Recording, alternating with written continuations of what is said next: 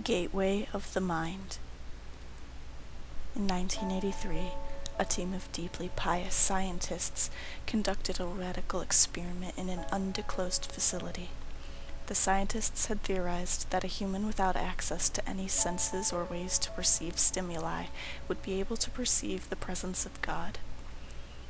They believed that the five senses clouded our awareness of eternity, and without them, a human could actually establish contact with God by thought. An elderly man who claimed to have nothing left to live for was the only test subject to volunteer. To purge him of all of his senses, the scientists performed a complex operation in which every sensory nerve connection to the brain was surgically severed. Although the test subject retained full muscular function, he could not see, hear, taste, smell, or feel. With no possible way to communicate with or even sense the outside world, he was alone with his thoughts. Scientists monitored him as he spoke aloud about his state of mind in jumbled, slurred sentences that he couldn't even hear.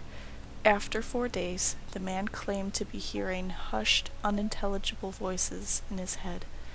Assuming it was an onset of psychosis, the scientists paid little attention to the man's concerns. 2 days later, the man cried that he could hear his dead wife speaking with him, and even more, he could communicate back.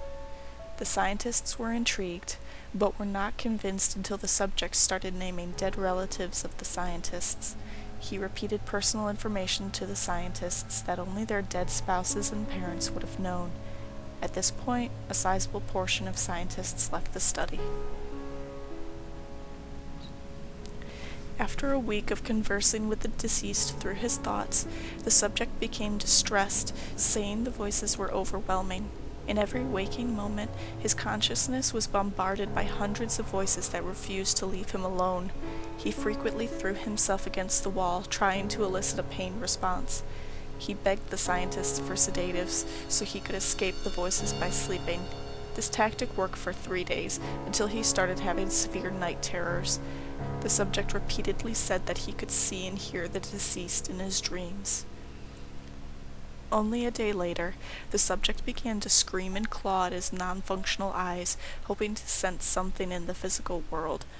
The hysterical subject now said the voices of the dead were deafening and hostile, speaking of hell and the end of the world. At one point, he yelled, "No heaven, no forgiveness," for 5 hours straight. He continually begged to be killed, but the scientists were convinced that he was close to establishing contact with God. After another day, the subject could no longer form coherent sentences. Seemingly mad, he started to bite off chunks of flesh from his arm. The scientists rushed into the test chamber and restrained him to a table so he could not kill himself. After a few hours of being tied down, the subject halted his struggling and screaming. He stared blankly at the ceiling as teardrops silently streaked across his face. For 2 weeks, the subject had to be manually rehydrated due to the constant crying. Eventually, he turned his head and, despite his blindness, made focused eye contact with a scientist for the first time in the study. He whispered, "I have spoken with God, and He has abandoned us." And his vital signs dropped. There was no apparent cause of death.